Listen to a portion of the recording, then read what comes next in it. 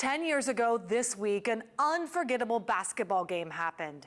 Lauren Hill, battling brain cancer, took to the court, showing the world her incredible strength. We ready. All right. We ready. I think we're ready. What do you think? I think we're ready, girl. The cancer was taking a huge toll on her body. We had concerns that she might not walk out on that floor tonight. Parents Brent and Lisa Hill have their daughter's first collegiate basketball game etched in their minds. I'm so proud of you. Go have fun, you hear me? Playing college ball was what Lauren Hill was determined to do. Fight for 22! 1, 2, 3! Fight for 22! Fighting for her life against terminal brain cancer, she played in a nationally televised game in front of a sold-out crowd. Come on, God. Be with her. Be with her. Step out, Brooke. Come on, 22.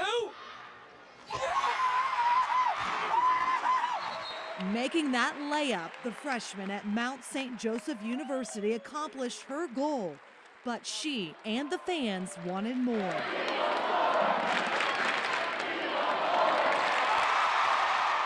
In the game's final moments, she scored again. Today's been the best day I've ever had. Thank you guys so much. It is hard to believe it's been 10 years. I mean, there's times where you're like, she's still at school, you know, she'll come home. And then there's days where it's real and you feel it and you know she's not coming home. Like the sound of a whistle, for example. Their daughter is forever 19 years old. Diagnosed with a rare form of pediatric brain cancer called DIPG, Lauren made a choice. Knowing her tumor was inoperable, she bravely decided to speak out. Like, I won't be here, but the people I worry about are the people that I'm leaving behind. She gave DIPG a voice, fighting not just for herself, but for all those who would be diagnosed after her.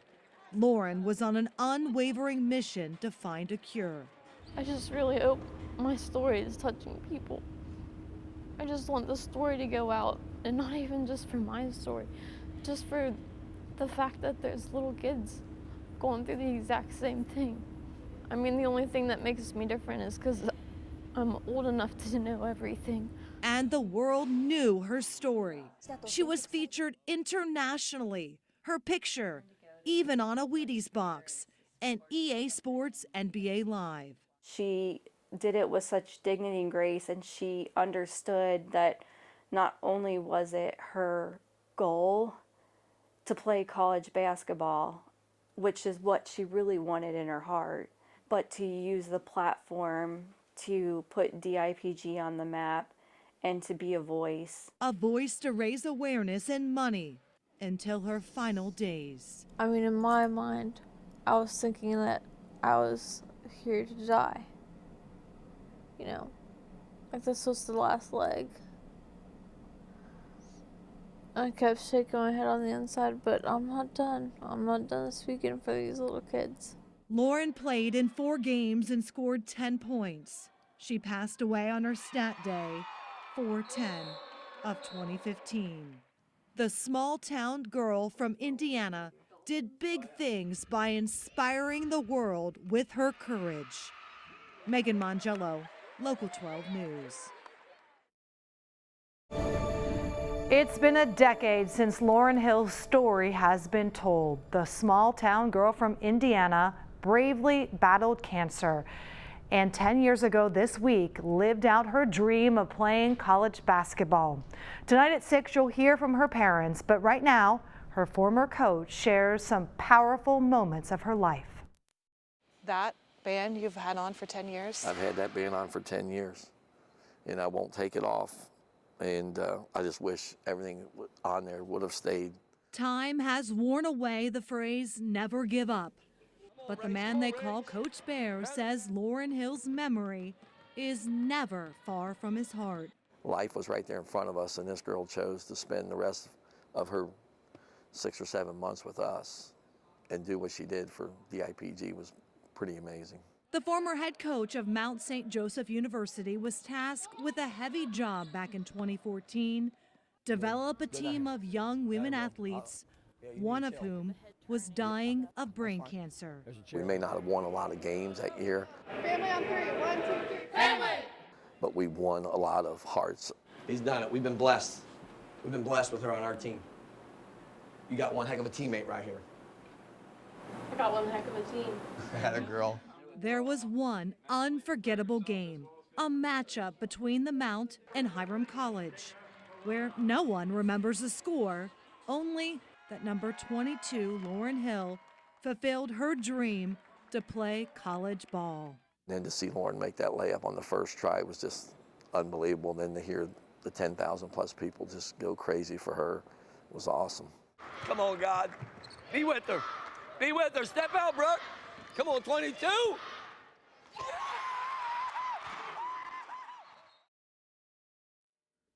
Lauren Hill's basketball jersey hangs framed in the hallway of the Cure Starts Now office in Woodlawn. Lauren, in many ways, is our cheerleader, and still today is our chief motivational officer, which was a title we gave her when she was here. To take us to a total of... Are you ready to go out and announce this puppy? Yeah.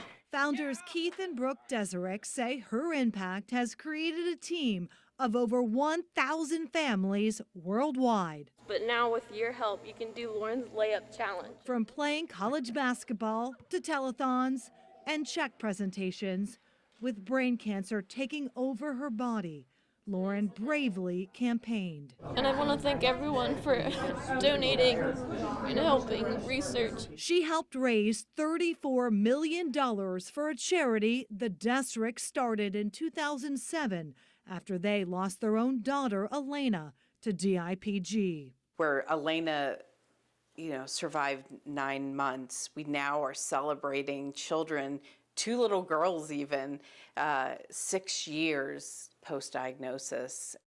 This is Claire Ronenbaum in a pink tutu after she was diagnosed with the inoperable brain tumor. This trial has her on 2 different types of chemo medications, and she is a champ when it comes to taking her medication. The Cure Starts Now created this video when she was in a trial at Cincinnati Children's Hospital. It would last for 3.5 years.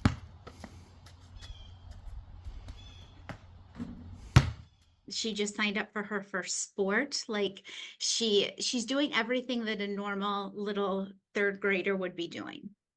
Wow, that's pretty incredible. It's wonderful. Claire is no longer taking chemo drugs and her cancer is stable. But since doctors can't operate, they don't know the mutation. Obviously, if we could bottle up whatever it is that is going on with Claire and give it to other families, we would, but unfortunately, we don't know what it is. Trying to discover what it is happening right now inside Cincinnati Children's Hospital. Dr. Trent Hummel is the co-medical director. He said only 3 to 4 clinical trials were open to patients back then. Now there's nearly 40. We are getting better at looking at individual markers within the tumor and seeing if we can target those markers to prolong survival. We haven't had that silver bullet or the home run strategy. Will we find a cure in our lifetime? That's the goal, that's the hope. Lauren was clinging to hope. When Local 12 talked to her for the last time from the hospital, she told us her message for doctors when they'd ask if she needed anything. Every time they leave the room, they ask, if there's anything else we can do for you, please let us all learn. And I'm always like, keep working on that treatment or keep working on that cure. Finding a cure was Lauren Hill's dying wish. I have finished my course.